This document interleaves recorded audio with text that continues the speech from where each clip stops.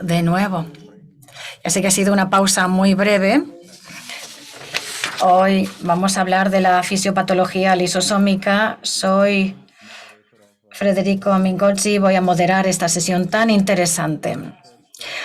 El primer ponente será Camina Settembre del Instituto de Genética y Medicina en Pozzuoli y la Universidad Federico II en Nápoles, en Italia.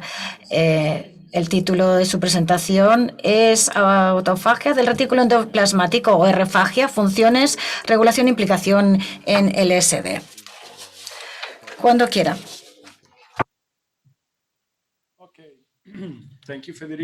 Gracias, Federico, por la amable presentación y la invitación. Bienvenidos a todos. Buenos días, buenas tardes. Hoy voy a compartir algunos datos que hemos generado en el laboratorio en los últimos años y luego al final de mi presentación voy a intentar convencerles de que estos datos pueden ser importantes para comprender la patogénesis de esto, incluyendo MPS, y desarrollar eventualmente nuevas terapias, opciones terapéuticas, sobre todo para las cuestiones no resueltas con las terapias actuales. Todos conocemos que los lisosomas son una organela de degradación en la célula y que puede digerir virtualmente cualquier material biológico gracias a la presencia de la hidrólisis lisosómica, como vemos aquí. Estas enzimas básicamente son enzimas que participan en la degradación de moléculas complejas en unidades más pequeñas que se pueden reciclar de nuevo del lisosoma al citoblasto, y luego las células pueden utilizar estas unidades elementales como bloques de construcción para sus moléculas complejas o como fuente de energía, sobre todo importante durante la falta de aporte de nutrientes de fuentes extracelulares.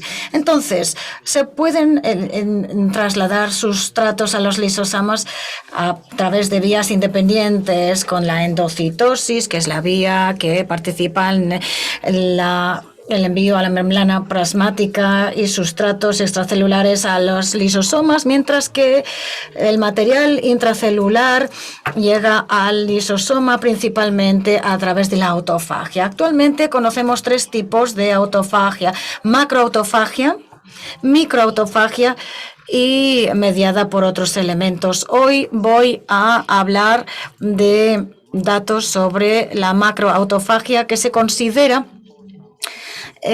la más importante, por lo menos cuantitativamente, para el suministro de sustratos a los lisosomas.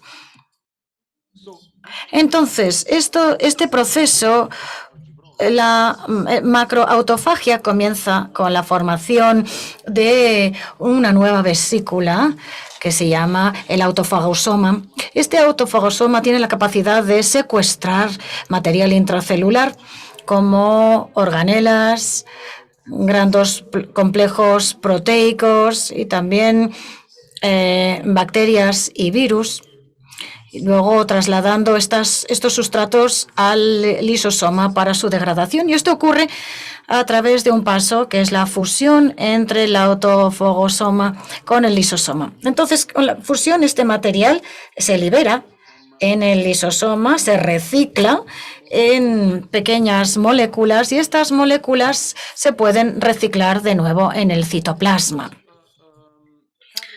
Actualmente creemos que hay dos tipos de autofagia.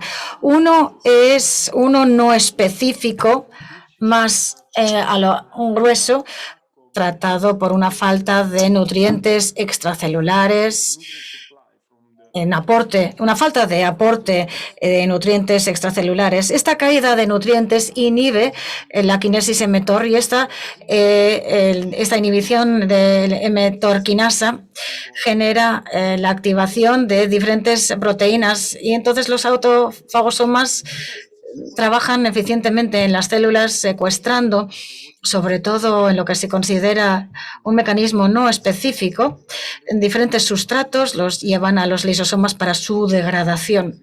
Más recientemente se ha descubierto una nueva autofagia, la selectiva. Esta autofagia selectiva ocurre de forma que es independiente del nivel de nutrientes en las células y se viene desatada por las células de carga, como una mitocondria dañada o otra situación. Esto, a su vez, pues genera la génesis de la autofagia, promueve la llegada de proteínas de autofagia en torno a esta carga, y estas proteínas de autofagia construyen un autofagosoma que secuestra esta carga y lo lleva al lisosoma para su degradación. Imaginarán, esto tiene una función de control de calidad muy importante para las células porque genera la renovación de material dañado o envejecido en las células de forma independiente del estado nutriente de las células. Actores importantes en este mecanismo de autofagia selectiva son los receptores de carga. Estos receptores selectivos tienen la capacidad de unirse a la carga que se tiene que degradar y, por otra parte, tienen la capacidad de reclutar las proteínas de autofagia como una proteína que está asociada con la membrana autofágica y otras proteínas importantes para la biogénesis de autofagosomas. Este cargo realmente tiene un papel muy importante en esta autofagia selectiva. Por una parte, se ve que estos receptores tienen un papel muy importante en la autofagia selectiva, reconocen el cargo que hay que degradar y, por otra parte, ayudan al reclutamiento de proteínas de autofagia que fabrican el autofagosoma en torno a estas sustancias. En mi laboratorio estudiamos un tipo selectivo de autofagia que participa en la degradación del retículo endoplasmático. Esta autofagia selectiva se llama ER-fagia, mediado por receptores a través de fragmentos y lisosomas. Esta ER-fagia comienza con la formación de vesículas de retículo endoplasmático que pueden estar secuestradas en un autofagosoma y trasladadas al lisosoma para su degradación.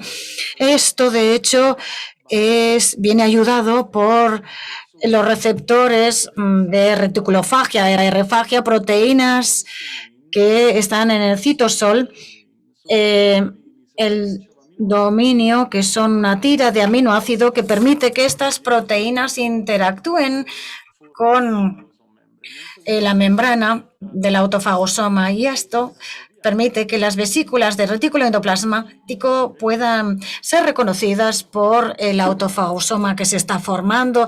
Estos receptores de autofagia del retículo endoplasmático, el primer receptor es TM, una membrana que está en el dominio, importante para promover la curvatura de la membrana del retículo endoplasmático, y en el dominio LIR, importante para la interacción.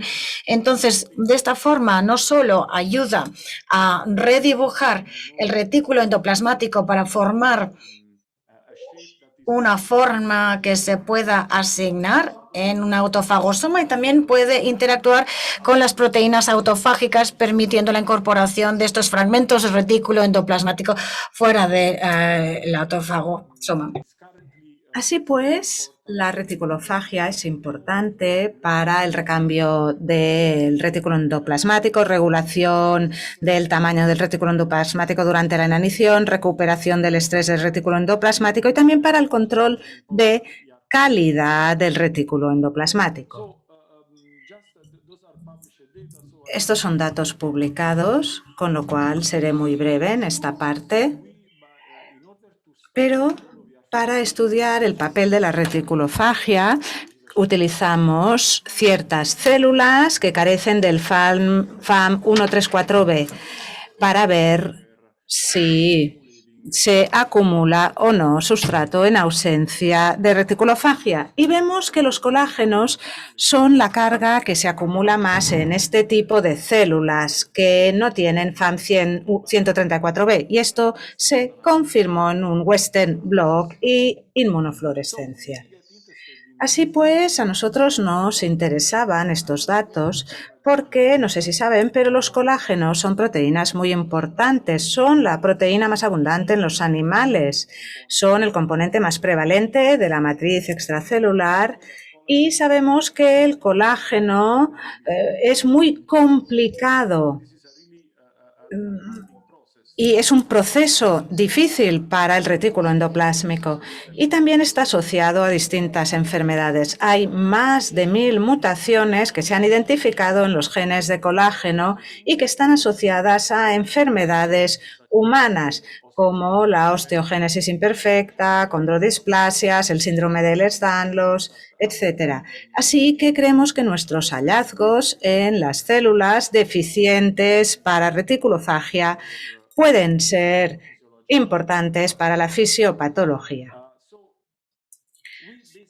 Así pues, básicamente nosotros hemos demostrado que en las células normales la fracción de colágeno que está mal plegada se llega al lisosoma para su degradación. Fíjense, si tomamos, por ejemplo, células con como vemos en la pantalla, veremos que el colágeno se acumula en el lumen del retículo endoplasmático. Pero si bloqueamos la autofagia o la reticulofagia, observamos que ya no hay transporte de colágeno en estos lisosomas y esto sugiere que la reticulofagia, de hecho, es importante o que es el mecanismo por el cual el colágeno se transporta al lisosoma para su degradación.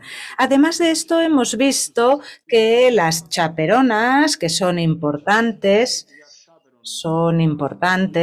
y están implicadas en el colágeno, en el plegamiento del colágeno, pues vemos que también están implicadas en el reconocimiento del colágeno por parte de los receptores de reticulofagia y está implicada también en el transporte del colágeno al lisosoma. Así pues, en conclusión de la primera parte, diré que hemos demostrado que la reticulofagia tiene funciones de control de calidad y que entre los distintos clientes, por así decirlo, que pueden transportar al lisosoma, vemos que están los colágenos, son uno de los sustratos importantes y también hemos visto que el receptor FAM134B forma un complejo con la calnexina y que este complejo de hecho es importante porque se une al colágeno mal plegado y además ayuda al transporte en la vía de autofagia. Así pues, la autofagia evita la acumulación de proteínas que no están bien plegadas, como el colágeno, en el retículo endoplasmático e impide la acumulación de esta carga mal plegada en el retículo endoplasmático que nosotros sabemos que provoca disfunción celular. También demostramos o identificamos, mejor dicho, unas vías de señalización que regulan la reticulofagia.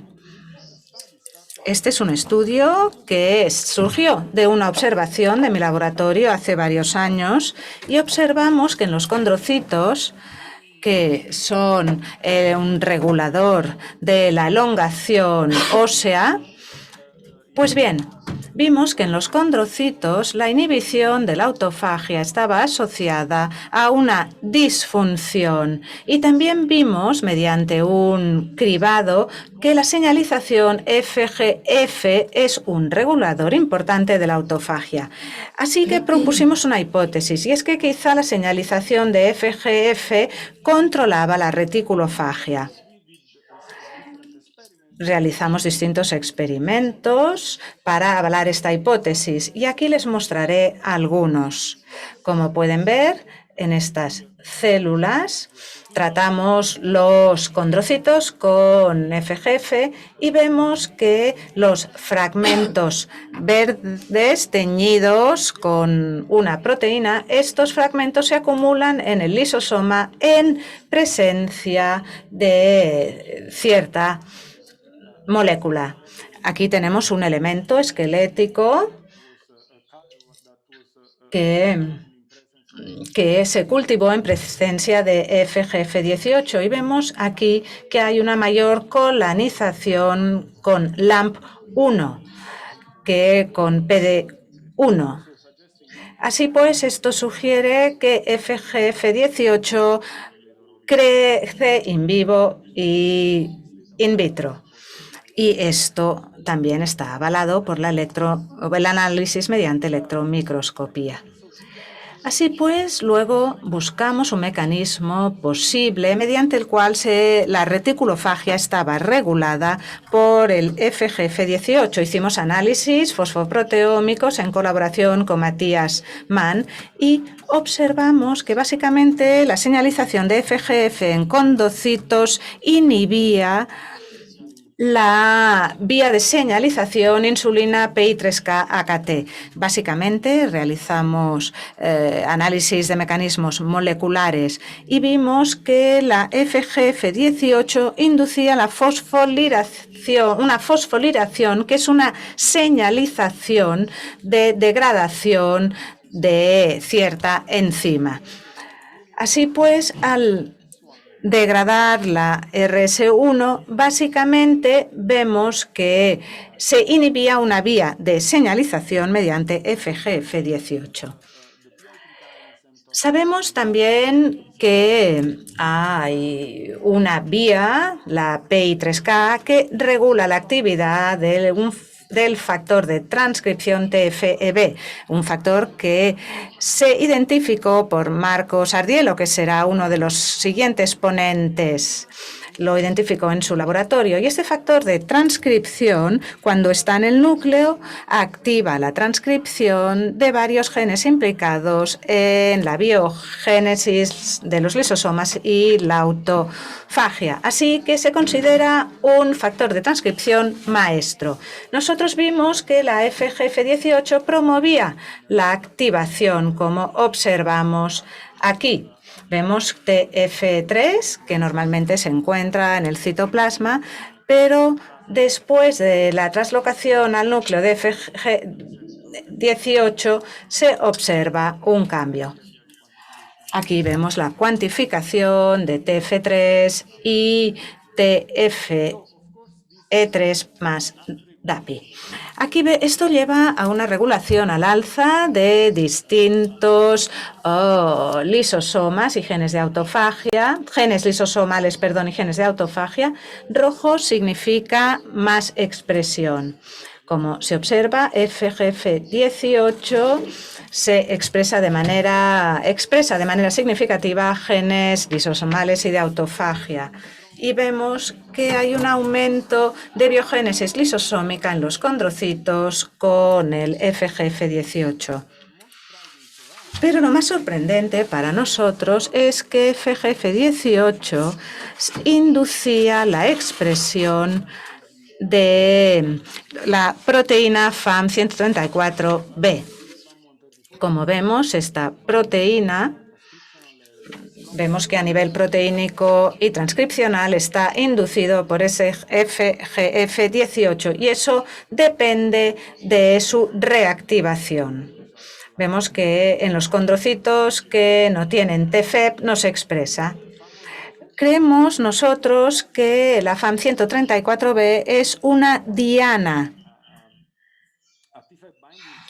Hay un sitio fijador de TFB y lo validamos mediante análisis y ensayos. Vemos que TFEB promueve FAM134B.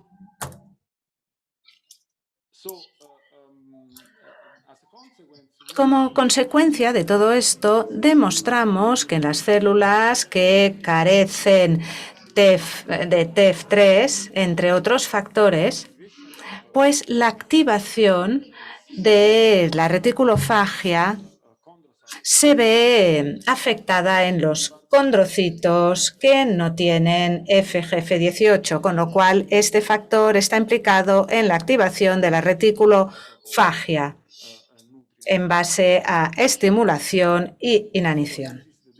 Y aquí tenemos los datos que demuestran que durante la inanición de nutrientes, que sabemos que induce autofagia, pues aquí vemos que el FAM134 carece de cierto dominio del BAFA1. Pues bien, vemos que aquí se observan cómo el TFE participa en la inanición inducida por la reticulofagia.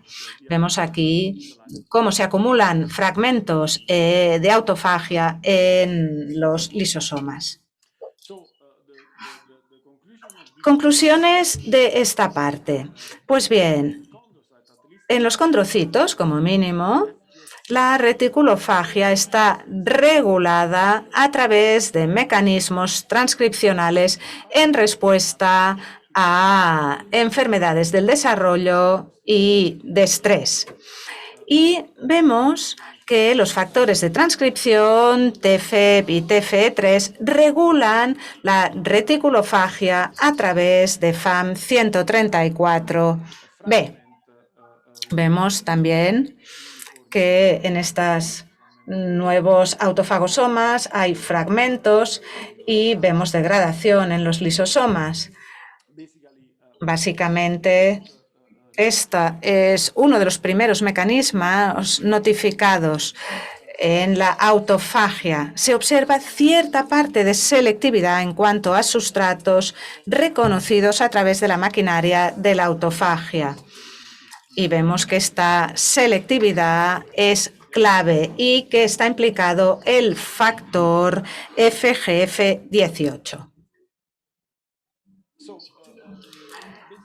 Pues bien, básicamente sabemos que la autofagia o su disfunción está implicada en distintos trastornos humanos, trastornos del sistema nervioso central como la enfermedad de Alzheimer, el Parkinson, entre otros.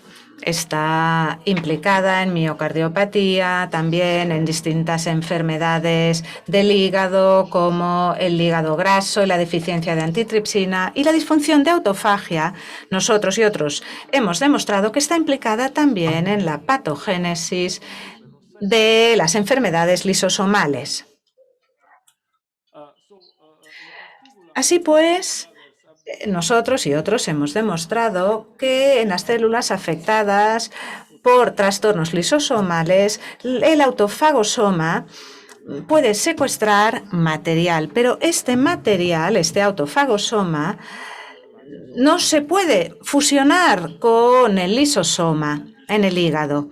Además de esto, la carga de autofagia, que es ineficiente, pero que llega al lisosoma, se va acumulando en el lisosoma debido a un defecto o una disfunción global del lisosoma. Así pues, básicamente, ¿qué es lo que tenemos?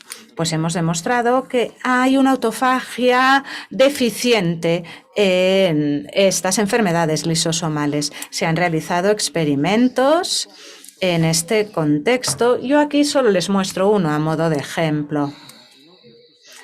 Para estudiar la autofagia se puede expresar en las células un marcador de autofagia o de autofagosoma, que es la proteína LC3, que se fusiona con GFP y RFP.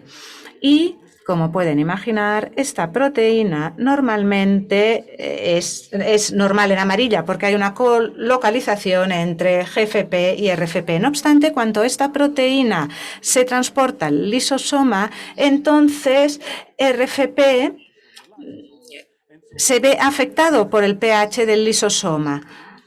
Así que de esta manera, si cuantificamos la relación entre amarillo y rojo, podemos cuantificar el flujo de autofagia. Esto es, cuánto sustrato de autofagia llega al lisosoma y lo degrada allí.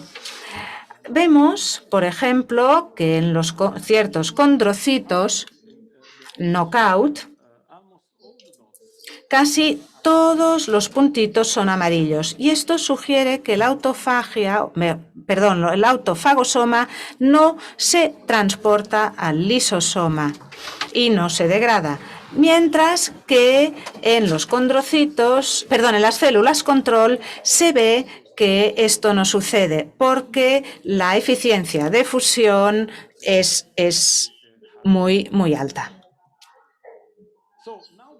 Así pues, la cuestión es que nosotros sabemos que existe un deterioro de la autofagia en las enfermedades lisosomales y lo que nos preguntamos es si la autofagia selectiva tiene un papel en alguna de estas enfermedades lisosomales. Esto es, si, por ejemplo, hay un deterioro de un sustrato en concreto, si eso o si la acumulación de un sustrato concreto puede explicar algunas manifestaciones de estas enfermedades.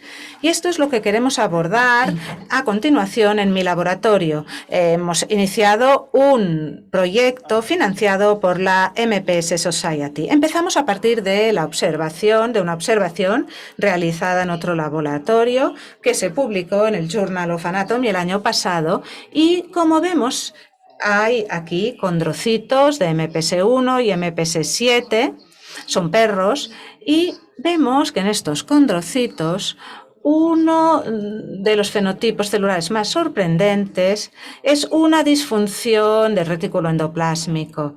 Aquí vemos el control, un retículo endoplásmico normal. Vemos el lumen muy pequeño, pero aquí tenemos una distensión enorme del lumen del retículo endoplásmico en este condrocito.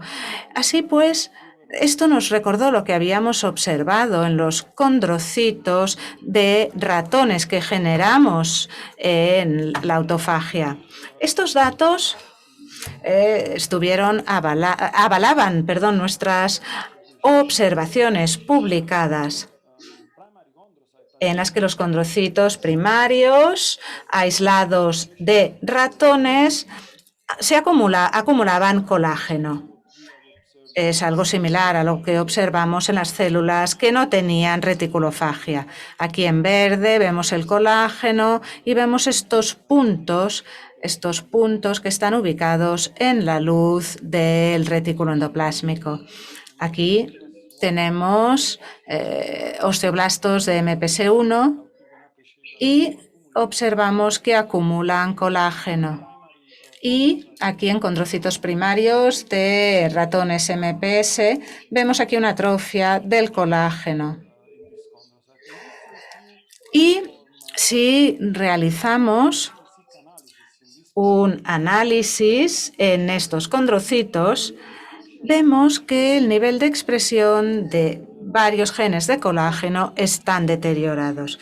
Tomando todas estas observaciones en cuenta, vemos que hay un retículo endoplasmático grande y acumulación de colágeno, y esto sugiere que puede haber un deterioro de la reticulofagia. Para poder estudiar la autofagia selectiva y sobre todo la reticulofagia en MPS, hemos desarrollado una herramienta que se puede utilizar in vitro e in vivo. Nosotros lo desarrollamos in vitro. Nosotros lo vamos a utilizar in vivo, pero in vitro lo desarrolla otro laboratorio. Nosotros hemos generado una proteína que se fusiona con GFP y RFP. Cuando estos fragmentos se transportan al lisosoma, estos fragmentos de retículo endoplásmico aparecen no en amarillo, sino en rojo. Aquí observamos cuánta reticulofagia hay en estas células, cuánta mitofagia hay aquí y cuánta lisofagia hay aquí. Pero también hemos clonado este constructo en un virus ADN-asociado que codifica MRFP, estas proteínas. Aquí vemos una secuencia CADEL y en los hepatocitos de ratones infectados que son alimentados ad libitum, vemos lo que sucede en el retículo endoplásmico. Pero si los ratones ayunan, vemos que aparecen estos puntos rojos. Estos puntos rojos son fragmentos de retículo endoplasmáticos transportados a los lisosomas. Si repetimos el mismo experimento en ratones en que no se puede inducir autofagia, vemos que hay en estos ratones, aunque haya ayuno, no hay inducción de autofagia.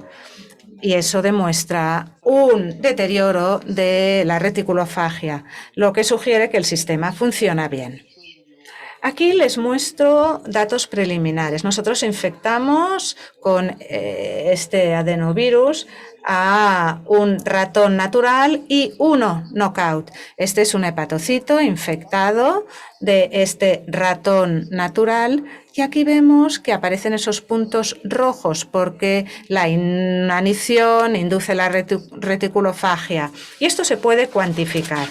No obstante, en los ratones Goose knockout, aquí vemos que hay menos puntos rojos y esto sugiere que estas células tienen un defecto de reticulofagia. ¿Qué es lo que queremos hacer a continuación en el futuro? Pues bien, comprender qué tipo de autofagia selectiva es defectuosa en distintos tejidos de ratones con MPS y además vamos a hacer cribado utilizando estrategias similares para identificar fármacos existentes y nuevos fármacos que inducen reticulofagia. Aquí vemos datos preliminares.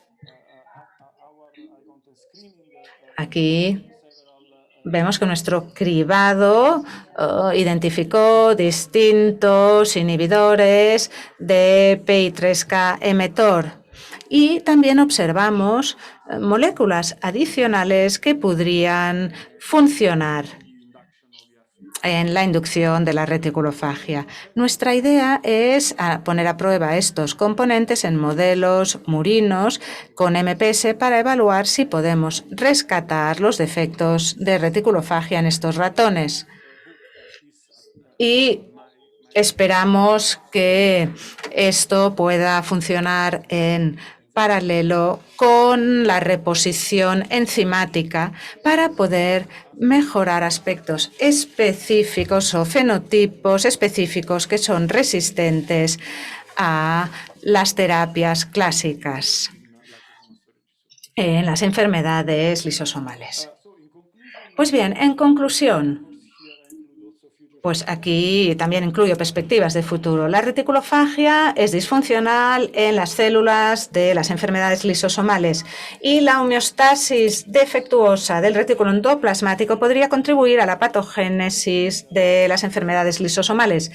Nosotros estamos convencidos de que esto es importante para el fenotipo de hueso, porque sabemos que las células formadoras de hueso y de cartílago, como condrocitos y osteoblastos, sabemos que acumulan colágeno y con deterioro de colágeno eso puede llevar al fenotipo esquelético determinado. Les he demostrado que la autofagia selectiva puede estudiarse in vitro e in vivo utilizando reporteros fluorescentes y tenemos la intención de identificar nuevos moduladores farmacológicos de la reticulofagia y ponerlos a prueba en modelos de enfermedades lisosomales.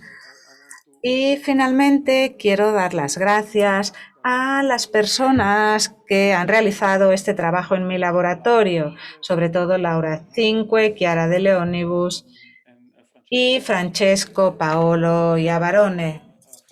Y también a antiguos miembros de mi laboratorio, como Alison Forrester y Rosa Bartolomeo, y también a colaboradores y a los patrocinadores como IGEM, RC, y National MPS Society. Y estaré encantado de responder sus preguntas si es que hay alguna. Muchas gracias por esta estupenda presentación, muy interesante, sin duda. Tengo una pregunta respecto, tengo varias preguntas. La primera es,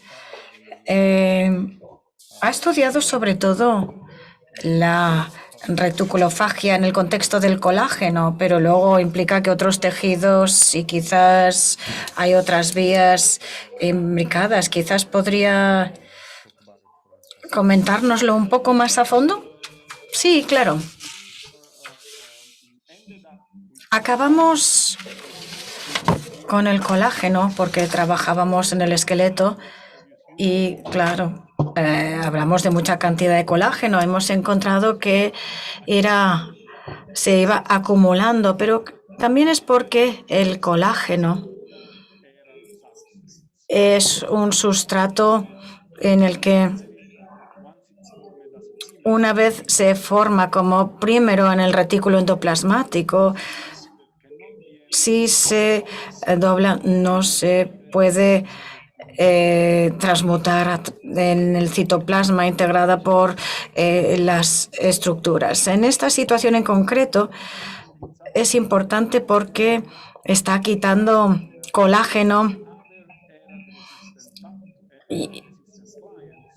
y otros elementos del retículo endoplasmático. Por tanto, describimos el colágeno, pero luego en el laboratorio se describió otras sustancias, luego otro laboratorio describió proteínas ApoB.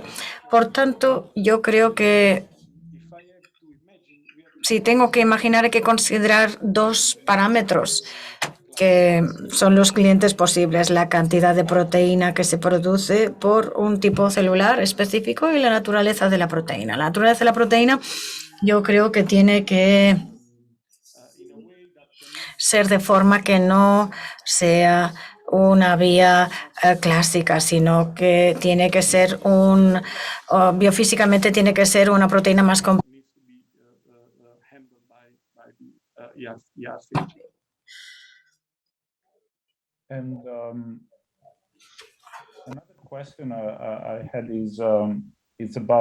Otra pregunta sobre posibles usos terapéuticos de estos hallazgos. Si he entendido correctamente, sería posible la modulación farmacológica, pero ¿sería posible simplemente sobreexpresar 1,3,4-B? Sí, claro. La sobreexpresión funcionaba muy bien en ratones, pero yo no creo que, por lo menos en un futuro próximo, haya terapia génica con TFEB. Quizás para otros puede haber, pero yo no creo que sea seguro ahora anticipar que una sobreexpresión de algo que tiene un dominio del retículo endoplasmático con una mayor fragmentación pueda ajustarse, puede ser algo que se ajuste en las células, ¿no? Creo que tendríamos que tener mucho cuidado a la hora de planificar eso.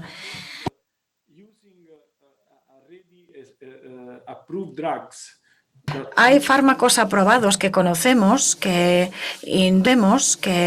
inducen la autofagia, pero hablando de la seguridad, ya sabemos que están bien toleradas. Evidentemente, yo creo que es por lo menos preclínicamente se tendría que estudiar. Otra cuestión que hay que considerar es si una vez ha llegado a las células, estos receptores de fagia necesitan algún estímulo para ser activados, que esto es otro aspecto en el que estamos trabajando actualmente. Hemos encontrado que algunos están siempre activos en cuanto se sobreexpresan, inician la autofagia, otros necesitan pues una fosforilación, por ejemplo. Quizás esto sería una forma más segura de expresar una proteína inactiva y luego farmacológicamente activarla. Claro, sí. Solo cuando se cumplan las condiciones adecuadas. A ver, estoy accediendo al chat.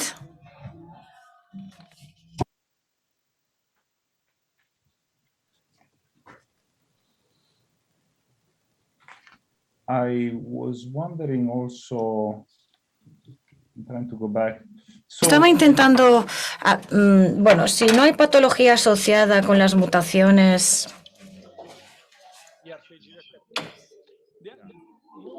Sí, sobre todo son neuropatías sensoriales, sí.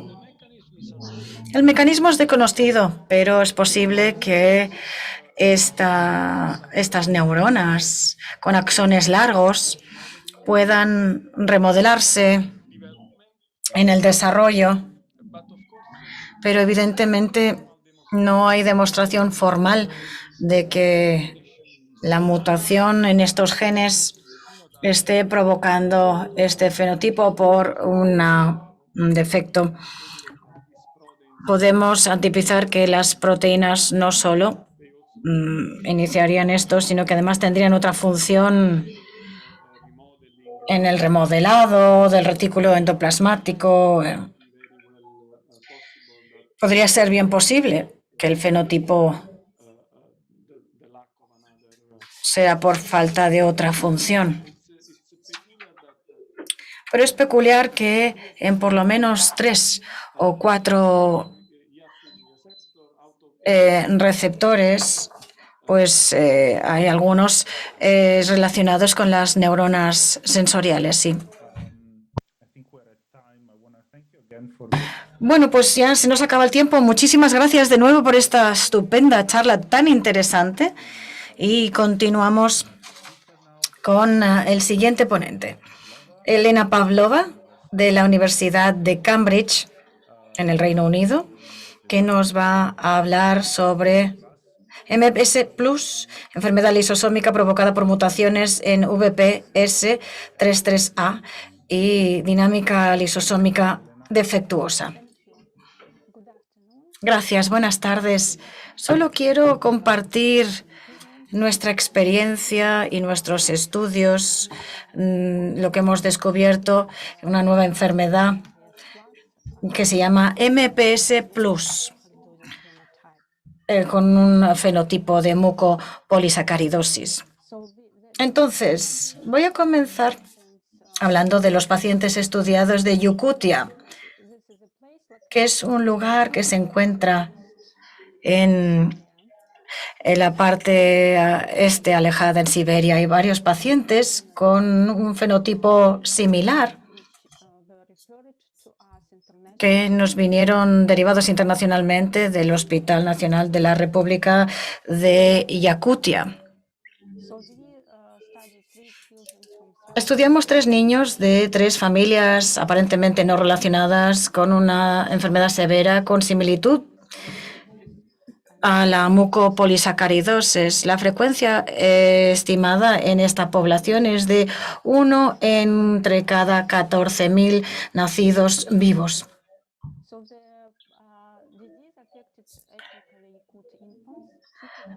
Las cosas detectadas típicamente a los 6 meses hay un retraso en el desarrollo motor, hipotonía difusa, movimiento articular restringido, también hipopigmentación retiniana, un desarrollo del habla inferior, tienen atrofia cerebral, entre otras cosas. Lamentablemente morían a los 3-4 años de edad. Las características clínicas principales En MPS Plus son signos clínicos, una cara gruesa, cuello corto, distorsis esquelética, un movimiento articular limitado, hepatomegalia, generalmente asociada con neumonía. Aparte de eso, los pacientes también desarrollaban complicaciones sistémicas, trombocitopenia, anemia, neutropenia, enfermedad renal, cardiomiopatía. La enfermedad renal comenzaba con el síndrome nefrótico, cuando el paciente desarrollaba proteinuria severa, hipoalbuminemia y también edema periférico marcado. En la exploración y la autopsia se encontró que el riñón presentaba glomerulosclerosis y, como vemos aquí, había podocitos vacuolados.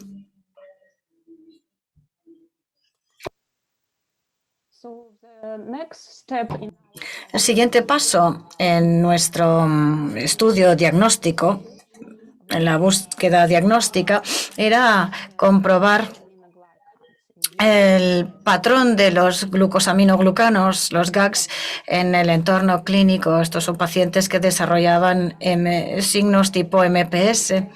Y podemos ver en esta diapositiva que encontramos que había una acumulación de dermatán y heparán sulfato en los 3 pacientes, que sugiere que los pacientes podían tener MPS 1, 2, 6 o 7 y todas las enzimas lisosómicos relacionados, que se confirmó en 3 laboratorios: Moscú, Manchester y Londres.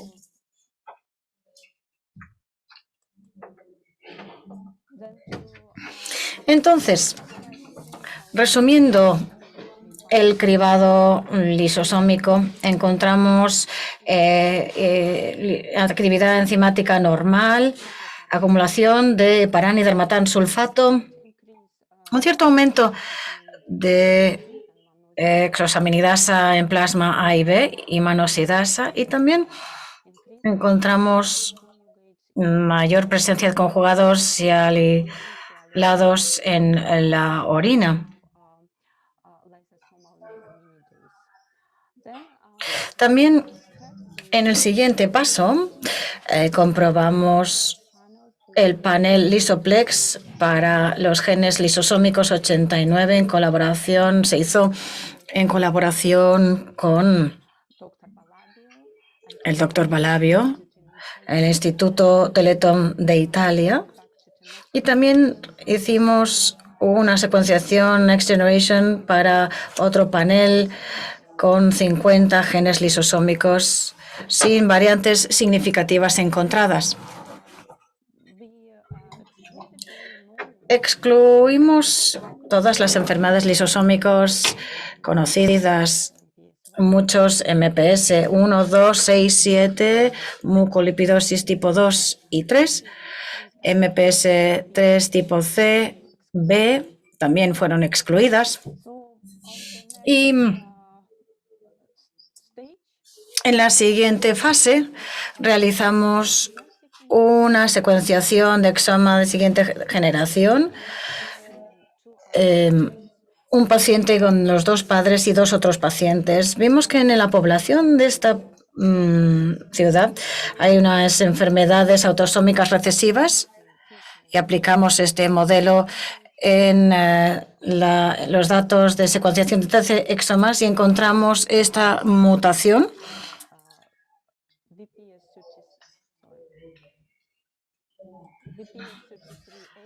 VPS33A,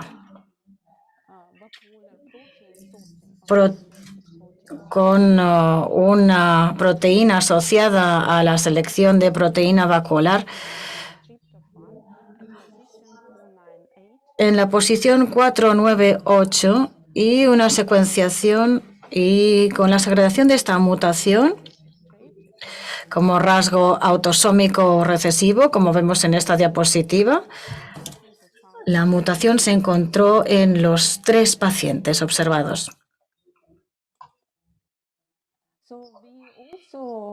También encontramos que había 2 pacientes descritos turcos con la misma mutación y mismo fenotipo, con signos tipo mucopolisacaridosis. Además, con sus complicaciones sistémicas, lamentablemente, los pacientes murieron de pequeños.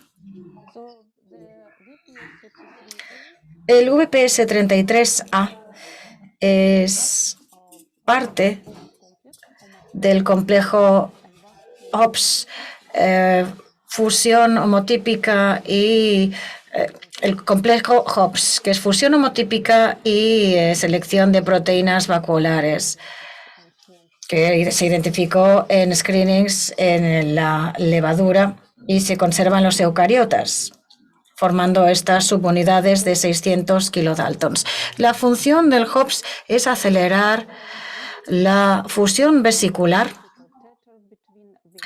formando una estructura física entre vesículas, regulando una fusión mediada por SNER, catalizando el montaje de los complejos SNER, acelerando la fusión mediada por SNER.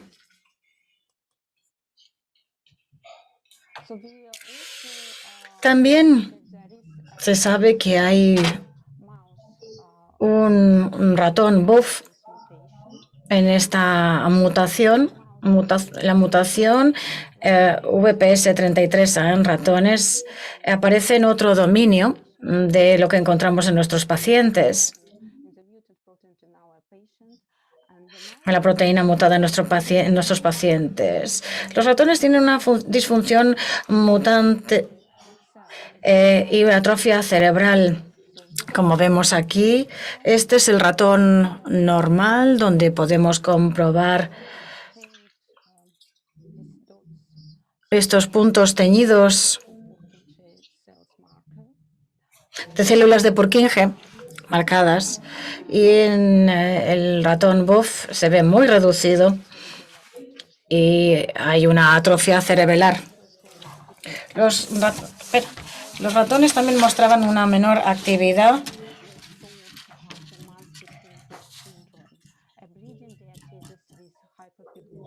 con una hiperpigmentación, menor actividad de plaquetas y una menor fusión autofagosoma-lisosoma. En las pruebas de conducta tenían dificultades a todas las edades.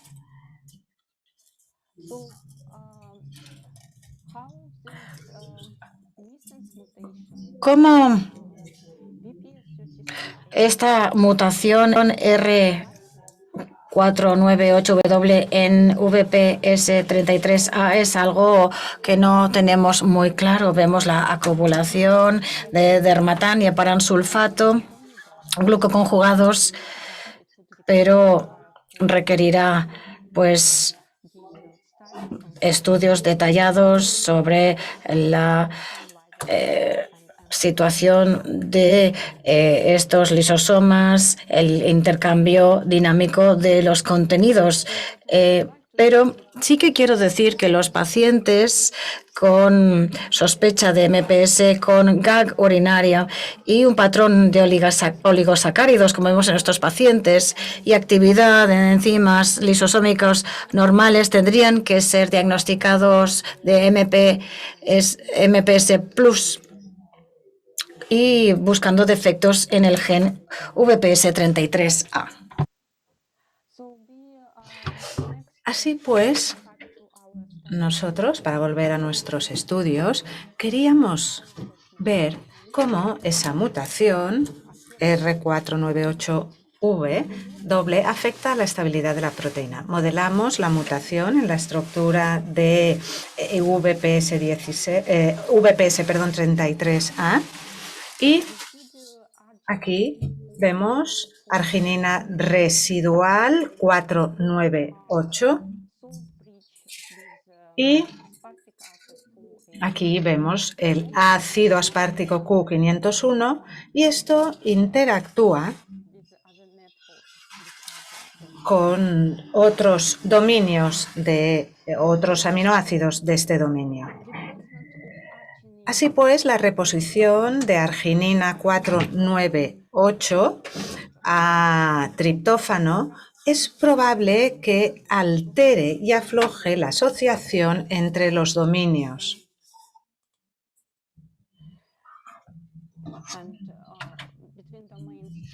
Entre los dominios 2 y 3b. Vemos aquí que VPS33A se une a la interficie de VPS16. Esto se ha estudiado ampliamente, lo han estudiado los colegas de Cambridge y han predicho que esta mutación puede estabilizar la estructura de la proteína como consecuencia de la inestabilidad del complejo Hobbs. Así pues, posiblemente también está implicado el complejo Corbett, que actúa en vías más tempranas. Experimentos in vitro con modelos knockout se están estudiando, lo están estudiando los colegas de Cambridge y han demostrado que la proteína se requiere. Se ha demostrado la estructura de VPS33, la estructura del complejo VPS33A y VPS16 humano, y se ha visto que es muy importante en las enfermedades lisosomales.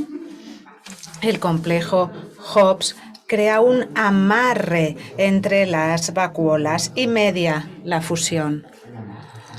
Esta es una función importante del complejo Hobbs, que acelera la fusión de vesículas mediadas por SNARE.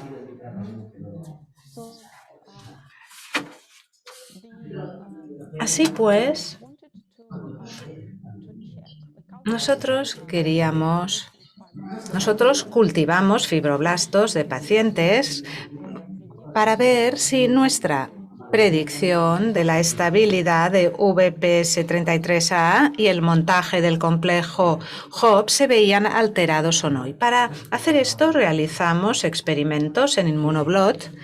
Como pueden ver, se observó una reducción de VPS33A en ambos pacientes y también es importante ver que en este complejo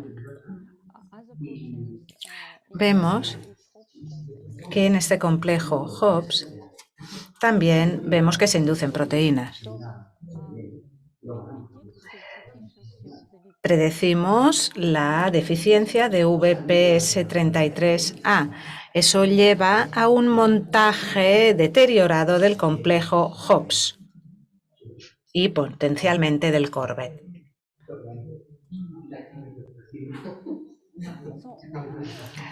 Cuando nos fijamos en las células mediante microscopía electrónica, vimos que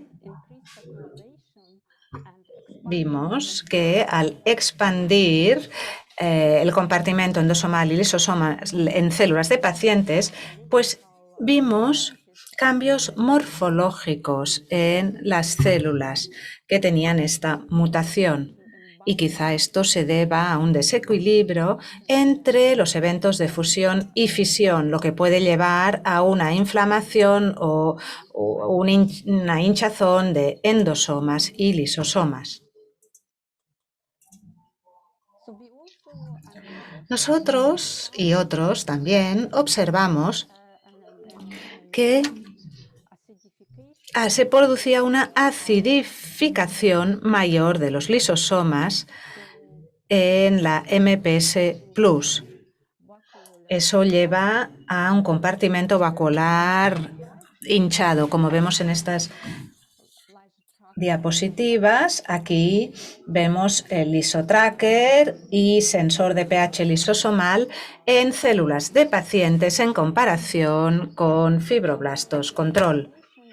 La explicación de estadificación lisosomal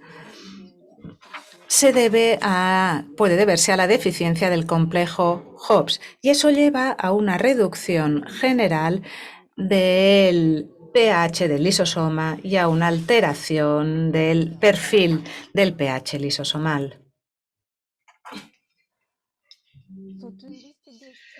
Para investigar el efecto de esta mutación en la estabilidad de VPS33A, lo que hicimos es realizar experimentos en VPS33A mutado en células humanas y lo comparamos con la proteína natural o células no mutadas. Utilizamos un inhibidor de proteasoma MG132 para ver si se producía un cambio en la abundancia del VPS33A mutado. Y como vemos en la diapositiva, la cuantificación de MG132 mostró que tras la exposición al inhibidor durante 6 horas, la abundancia de VPS33A aumentó. Así pues, ahora me gustaría explicar en mayor detalle el potencial de efecto del tráfico que puede causar la deficiencia del complejo Hobbs y la VPS33A. Sabemos que en las células normales el transporte de macromoléculas como lípidos a la hidrólisis lisosomal requiere fusión y fisión entre endosomas y lisosomas tardíos. Y a través de esta degradación o reciclado, lo que sucede es un proceso micromolecular. Es posible que la deficiencia del complejo Hobbs retrase el transporte endocítico del sustrato a través de eventos de fisión y fusión y que lleve a cabo a que se traduzca en la acumulación de sustratos, incluidos glucosfingolípidos. De hecho, este fenómeno ya se ha demostrado y se han visto que algunas enfermedades relacionadas con los defectos en los glucosfingolípidos son consecuencia de distintas anomalías primarias. Esto se ha observado en gangliosidosis GM1 y GM2, en la leucodistrofia metacromática, en la enfermedad Niemann-Pick tipo 6C, la enfermedad de Fabry y de Krabbe.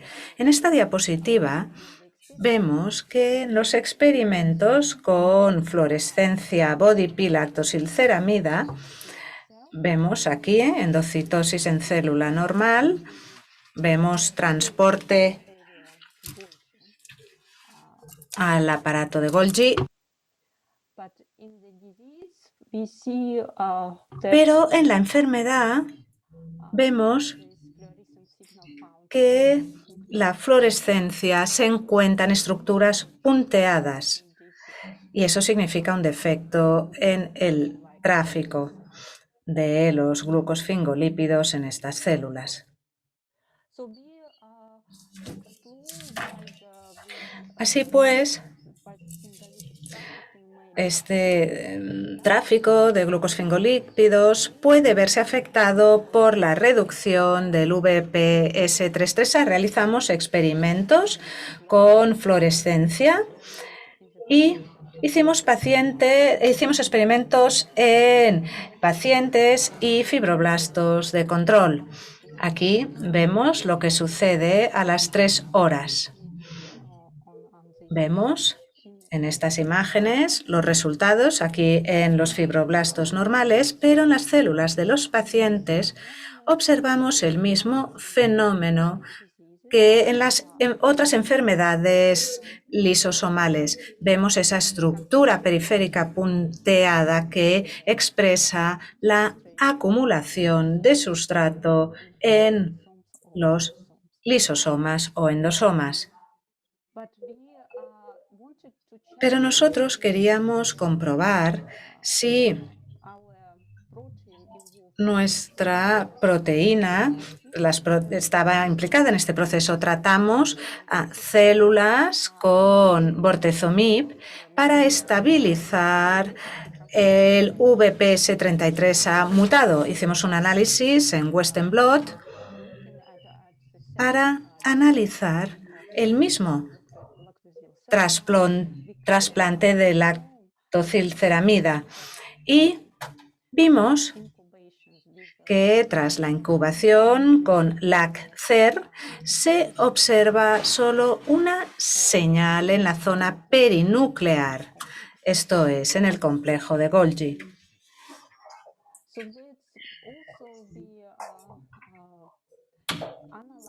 También analizamos el reciclaje normal de glucosfingolípidos en las células, y, por ejemplo, en un paciente había un aumento de la glucosilceramida y de la galactosilesfingosina.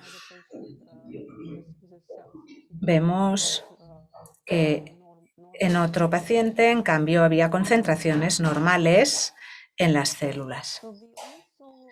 Nosotros también examinamos a células teñidas para ver qué sucedía. Es importante ver que en los fibroblastos de los pacientes la fluorescencia aumentó y eso sugiere unos niveles aumentados de colesterol. Eso se ve en fibroblastos de pacientes que tienen enfermedades lisosomales como la Niemann-Pick tipo C. Cuantificamos los niveles tras el tratamiento con bortezomib.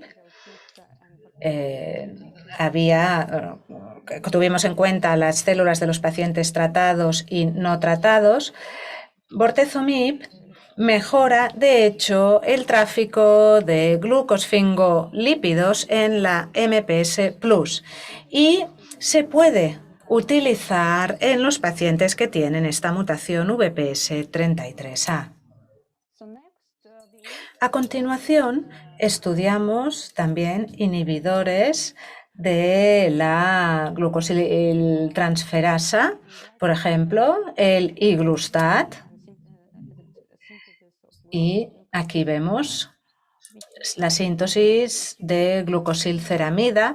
Administramos estos fármacos a distintos pacientes con enfermedades lisosomales como parte de terapia de reducción de sustrato. Vemos que en presencia de disfunción lisosomal, por ejemplo, deficiencia de ciertas moléculas, vemos que no hay reciclaje adecuado de ciertas moléculas. En presencia de enfermedades lisosomales con defectos del tráfico, estos defectos lleva a un reciclaje deteriorado de glucosfingolípidos y a una acumulación de esas moléculas en el lisosoma. Eso lo que lleva es a una síntesis de novo Y aquí tenemos el iglustad, que es un inhibidor altamente específico que permite reducir la acumulación de glucosfingolípidos.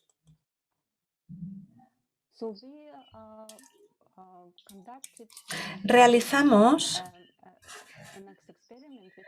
otro experimento en el que tratamos células de pacientes con este inhibidor aprobado, el iglustad, actualmente autorizado para el tratamiento de la enfermedad de Gaucher, y realizamos un experimento independiente que demostró una mejora en el tráfico de LAC-ZER en las células de 2 pacientes tras incubación con el iglustad, y también mostró una reducción de una molécula marcada con LAC-ZER. Esto sugiere que el iglustad debería investigarse para utilizarse en los pacientes que padecen MPS+.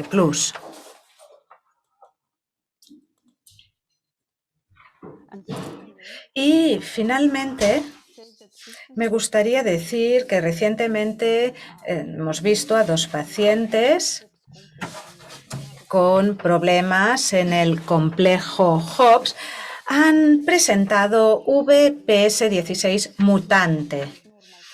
Eso significa que hay una alteración del corte y empalme normal.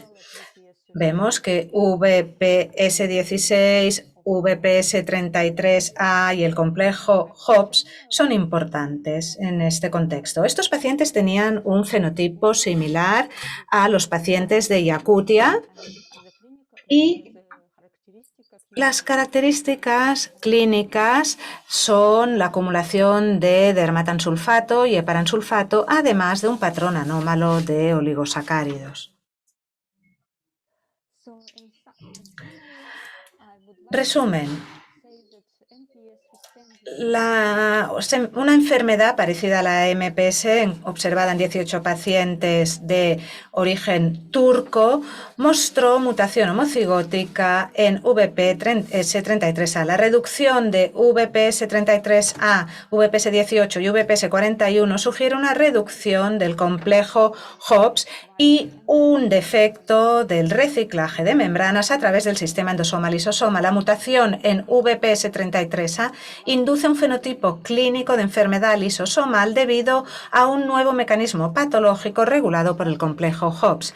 Los defectos estructurales en el complejo Hobbs y la proteína VPS33A tienen un efecto importante en la morfología y la función de los compartimentos endosomales lisosomales, que incluye un tráfico defectuoso de los glucosfingolípidos, y la estabilización del VPS33A mutante con un inhibidor de proteasoma, además de la inhibición de la síntesis de glucosfingolípidos, sugiere estrategias terapéuticas basadas en el reposicionamiento de fármacos clínicamente aprobados.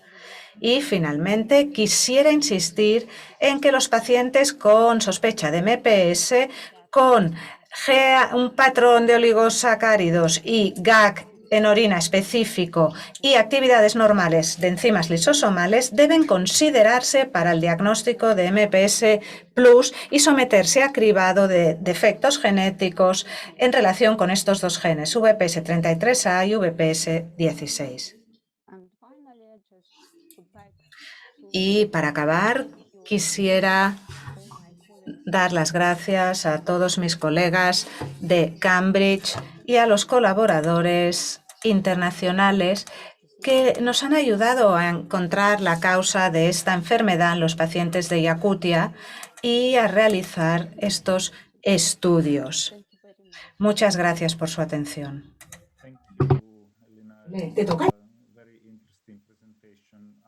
Gracias por esta presentación tan interesante. Voy a invitar al público a hacer preguntas, a ponerlas en el chat si es que tienen. Tengo tiempo para hacerle una pregunta. Hablaba de posible abordaje terapéutico.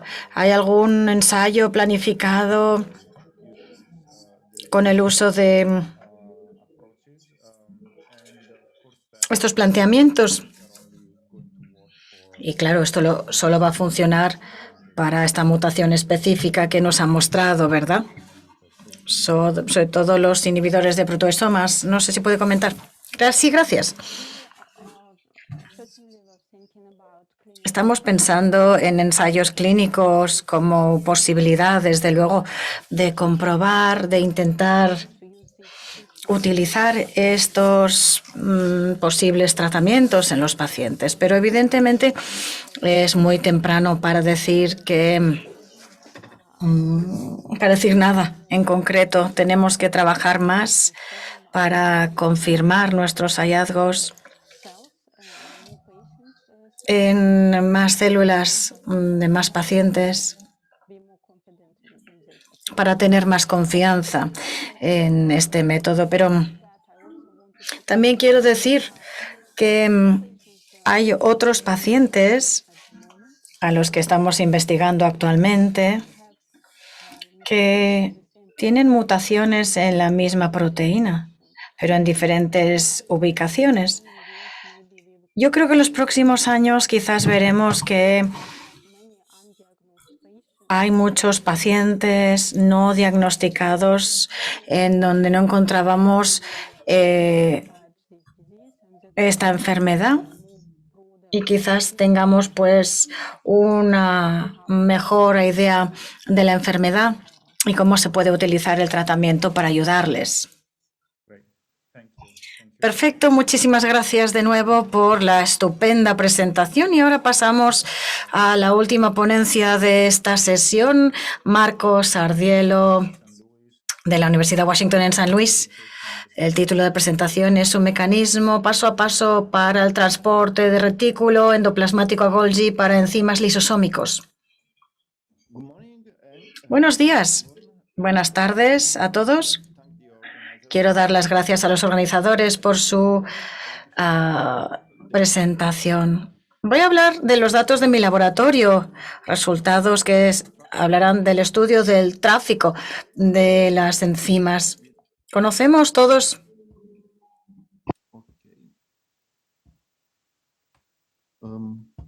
It's not working for me. It seems to be moving now. Sí que funciona, sí. Muy bien. Todos conocemos el concepto de la síntesis de las enzimas por el retículo endoplasmático. No sé por qué va tan lento por mi parte.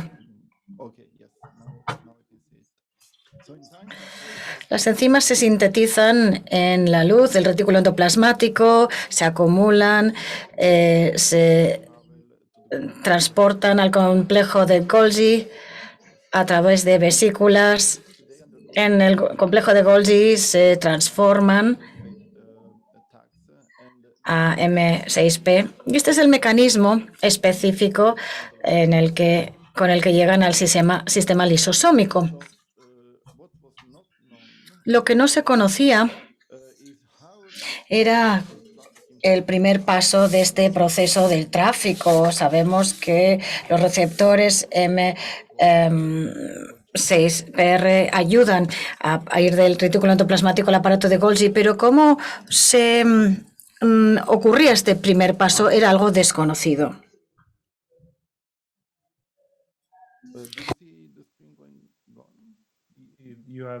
It seems to be okay. Sí, funciona bien, sí. Es que no sé cómo hacer avanzar las diapositivas. Sorry for that. So we hypothesized that there must be. La hipótesis es que tiene que haber maybe 300 mega of file was not easy to manage. Okay. Far away.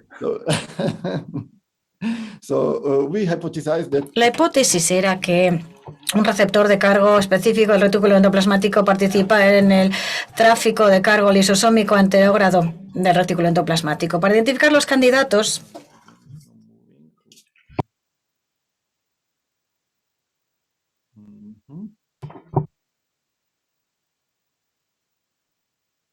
Okay, so to identify candidates. Para identificar los candidatos comenzamos desde un planteamiento transcriptómico. Desarrollamos una herramienta para investigar los perfiles de los genes. Por ejemplo, de estudios previos sabíamos que los genes lisosómicos están correlacionados entre ellos. Esto es un mapa de calor mostrando esta regulación. Básicamente, pensamos que si había receptor del retículo endoplasmático que ayuda al tráfico de estas enzimas, seguramente estos receptores también están correlacionados con las enzimas lisosómicas. Hicimos un análisis de 800 genes, incluyendo 4 proteínas residentes en el retículo endoplasmático, 4 corregulados con los isopómicos. Encontramos que un 10% de los genes que codifican estas proteínas del retículo endoplasmático se correlacionan con estos. Encontramos 70-80 genes y entre este grupo, este pool, encontramos proteínas con estructura y posible rol, de forma que una de ellas podía ser el transportador de estas enzimas TMED9, el FM1, TMED4 y CLN8. Realizamos un cribado de estas proteínas, clonamos las 4 y los 50 enzimas lisosómicas con el sistema BIFC. En el sistema básicamente insertas la mitad de la proteína a uno de los genes candidatos y la otra mitad al otro gen. Es un sistema para comprobar la interacción física. Hay fluorescencia en la célula solo si las proteínas interactúan entre ellas. Hicimos esto para toda la hidrólisis y los 4 receptores candidatos. Y si vamos a la siguiente diapositiva.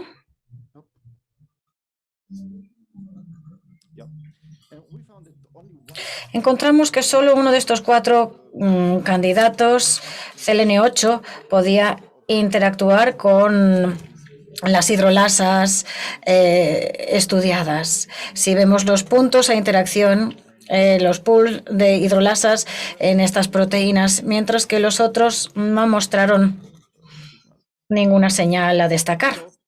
Entonces, nos centramos en el CLN8 y viendo la interacción entre este y las otras enzimas lisosómicas.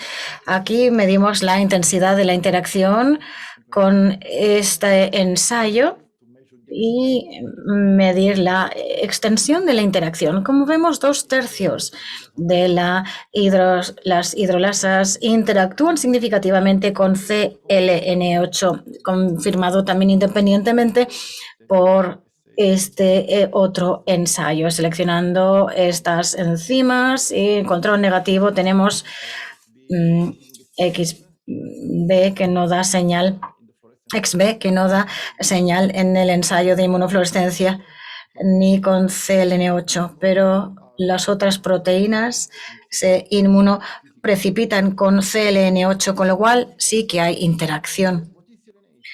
¿Qué es CLN8? Es una proteína interesante, un gen interesante, porque aunque es una proteína del retículo endoplasmático, se ve en enfermedades tipo LSD. Es un trastorno neurodegenerativo asociado con una afectación lisosómica con acumulación de material ceroide autofluorescente en la mayoría de los tipos celulares.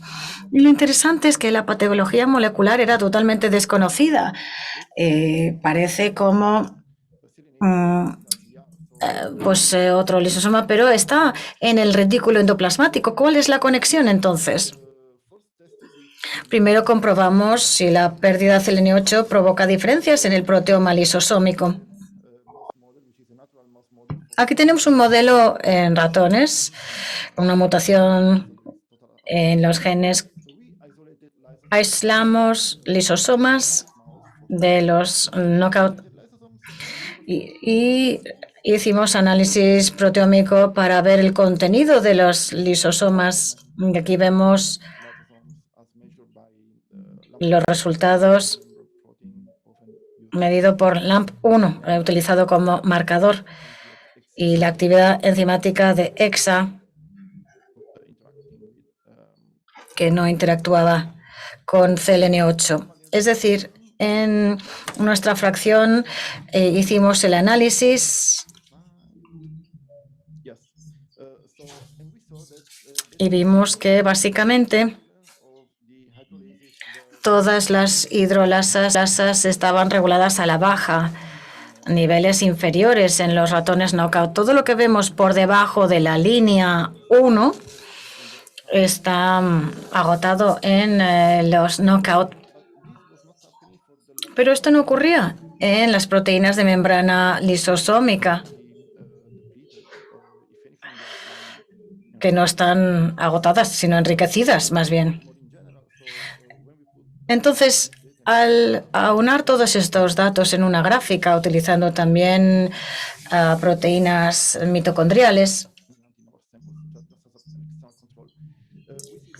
vemos que esta depleción se veía para algunos componentes en mitocondrias, membrana lisosómica, pero no en las proteínas solubles, que son las enzimas. Y esto también vino confirmado por el Western blot en nuestra muestra. Vemos que hay una importante depleción de diferentes, mucha proteína LAMP1, por ejemplo. Siguiente pregunta. Nos centramos en las interacciones de CLN8 con las enzimas. En la siguiente diapositiva hablamos de la estructura de CLN8, que es una membrana, una proteína transmembrana con unos bucles que entran y salen por el retículo endoplasmático. Y también hicimos análisis estudiando CLN8 y vimos que este bucle se corresponde a la región más conservada de la proteína. Planteamos nuestra hipótesis de que quizás interactuaba con las enzimas con este bucle. Hicimos un experimento en el que preparamos un constructo de CLN8 eliminando este bucle, este ASA, para ver qué ocurría en la interacción. Verificamos que CLN8 con esta delta bucle se colocaliza en el área. La señal verde no es distinguible de la señal roja, que es CLN8 tipo salvaje. Todo está expresado en ambas situaciones. También pudimos trabajar con este ensayo bimolecular. CLN8 es un homodímero. Aquí, con este delta bucle, con este corte, pudo interactuar consigo mismo. Por tanto, es competente para este ensayo. Cuando comprobamos la interacción de este constructo, la hidrólisis con hidrolasas, es totalmente diferente. Entonces, la deleción de este bucle altera la interacción de CLN8 con las enzimas lisosómicas. A continuación, nos planteamos mutaciones patogénicas en este bucle. Aquí lo tenemos. Como vemos, hay mutaciones clínicas y realizamos un constructo, cada uno con estas mutaciones.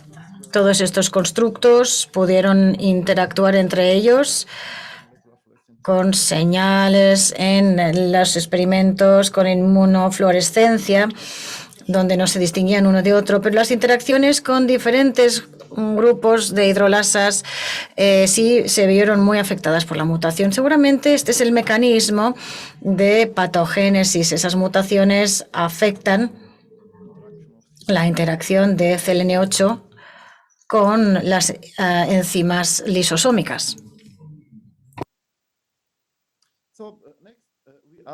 If CLN8 has any partner proteins or if it's just by itself.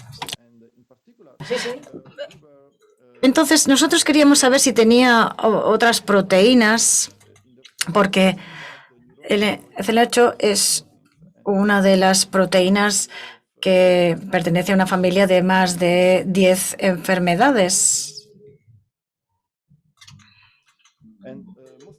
Y la mayoría de estas proteínas lisosómicas, pues hay diferentes enzimas, pero hay otra, CLN6, que también está asociada con la membrana del retículo endoplasmático y es la única en este grupo de enfermedades, la única que también está asociada con el retículo endoplasmático.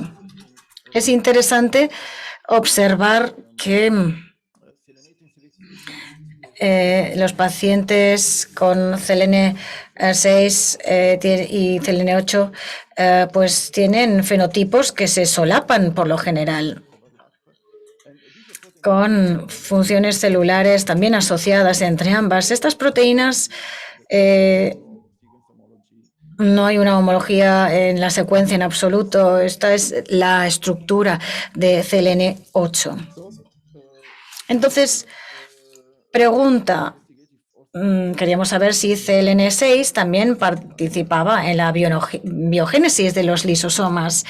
Hay un modelo para ratones, modelo con diferentes mutaciones en el gen. Seleccionamos lisosomos, hicimos inmunoblots estudiando la depleción de las enzimas lisosómicas en la luz de los lisosomas en los ratones knockout comparado con los wild type. Y aquí tenemos los resultados. Pero de nuevo, vemos aquí la actividad enzimática de las lisosomas. Y esto no es por cambios transcripcionales, porque hicimos PCR en tiempo real para ver la expresión génica que estaban reguladas al alza, algo que ocurre post-traslacionalmente. Entonces, queríamos ver si había algún tipo de interacción entre CLN6 y CLN8. ¿Realmente están asociadas o simplemente son independientes la una de la otra? Comprobamos la interacción entre uno y otro con este ensayo de inmunofluorescencia. Encontramos que sí había interacción entre ambas proteínas.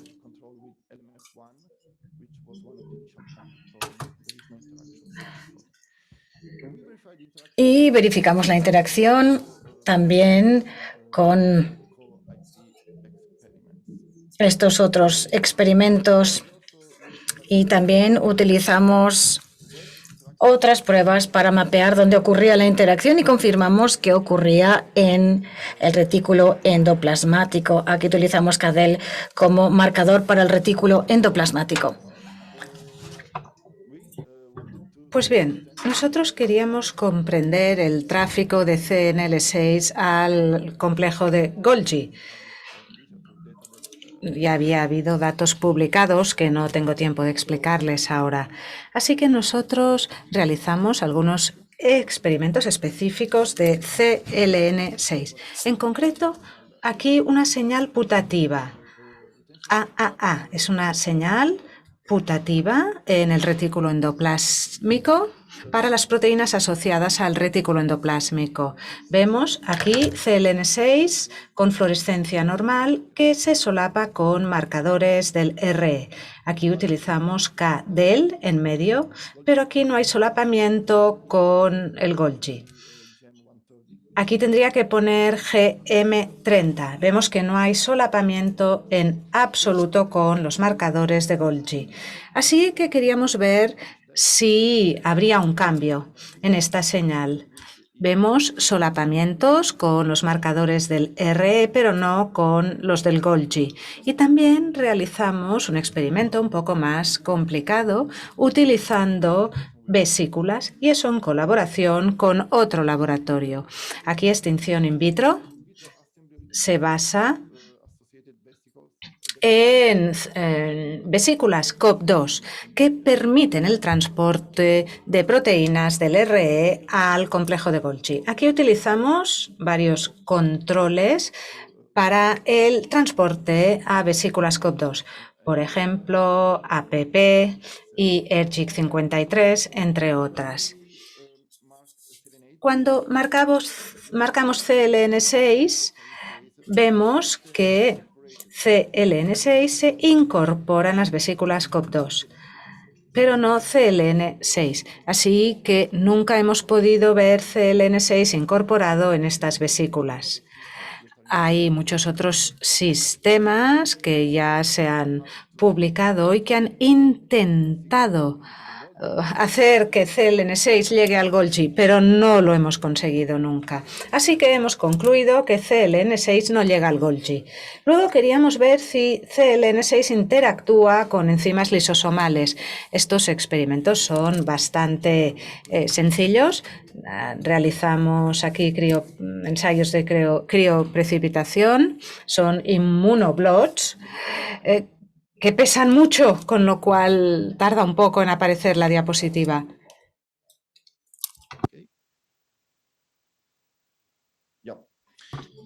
Ahora, pues bien, aquí vemos estos experimentos y vemos que CLN6 interactúa con enzimas CLN8. Son las mismas enzimas que interactuaban con otras moléculas. Hicimos también, vemos aquí que CLN6 tiene ese bucle grande en el lumen del RE. Creamos un constructo, eliminamos este bucle y estudiamos la interacción. Cuando perdemos el bucle, es la tercera línea, vemos que la interacción es distinta con las enzimas, con lo cual parece ser que el mecanismo es muy similar al de CLN8. Pero queríamos saber si CLN6 y CLN8 eran mutuamente dependientes en cuanto a su interacción con las enzimas lisosomales. Generamos un modelo con células knockout para CLN6 y CLN8. Aquí en este caso CLN6, células knockout CLN6, para ver qué interacción hay con CLN8 y las enzimas. Fíjense en la segunda línea. Vemos que cuando realizamos el experimento en ausencia de CLN6, la interacción desaparece. Es la tercera línea en cada uno de este bloque. Hicimos el experimento a la inversa también.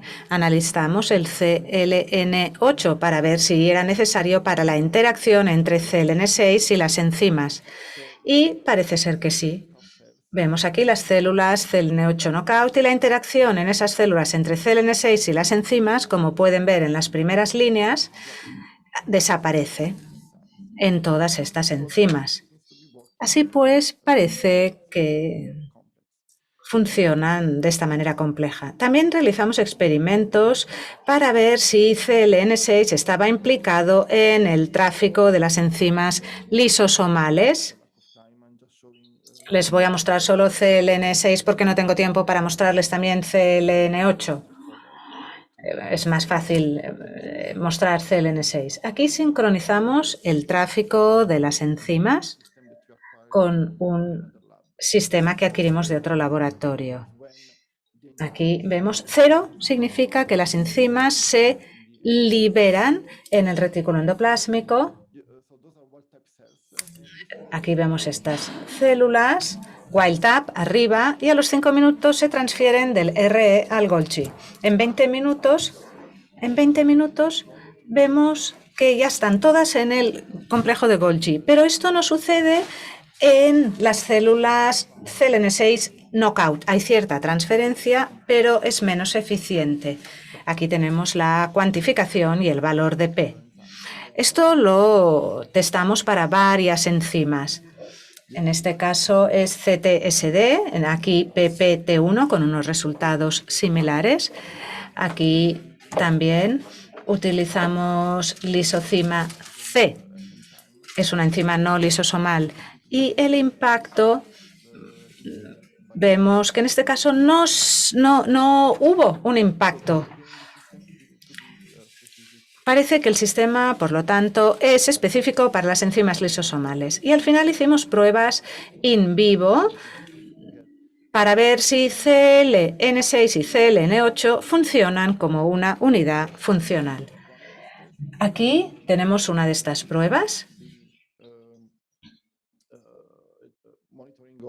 Es la monitorización de la vida, la duración de la vida. La diapositiva no se ve muy bien, pero aquí tenemos, digamos, los días de vida de ratones con una única deficiencia, CLN6 en rojo y en verde CLN8.